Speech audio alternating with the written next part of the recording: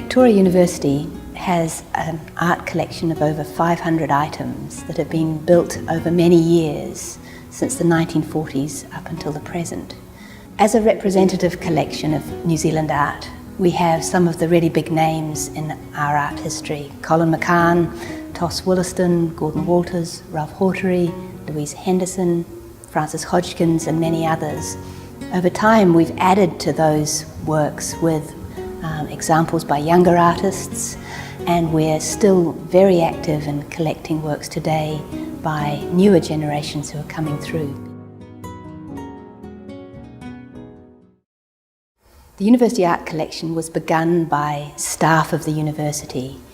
Key people like Douglas Lilburn and J.C. Beaglehole, academics here working at the university, believed that it was important to enhance their environment by acquiring works of art.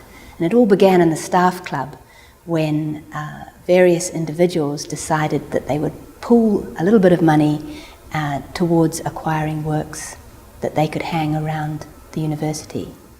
In the early days of the collection, it was really looked after by staff of the university who were not art historians or professionals of any kind. For example, Tim Beaglehole, who was a professor of history, loved the collection and was very involved in developing it.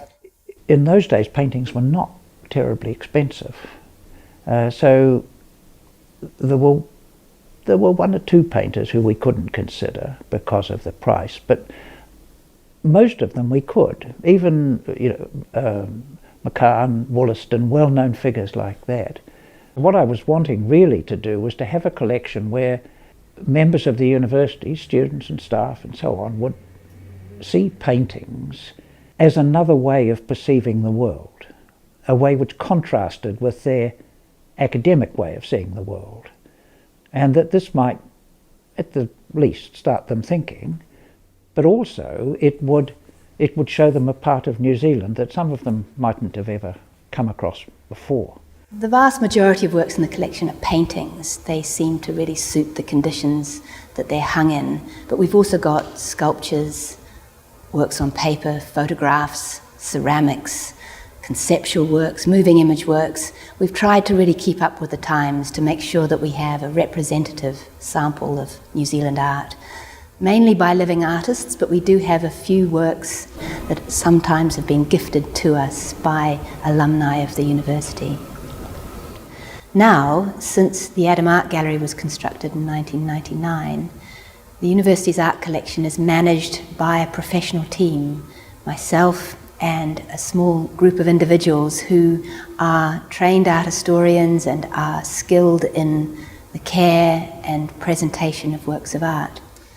One of the challenges of looking after the collection is, of course, that it's arranged in the public spaces of the university. It's not under bulletproof glass, and we have to take special care to ensure that the works are safe and protected. But one of the great advantages of this is that it's available to students and staff and the public at all times.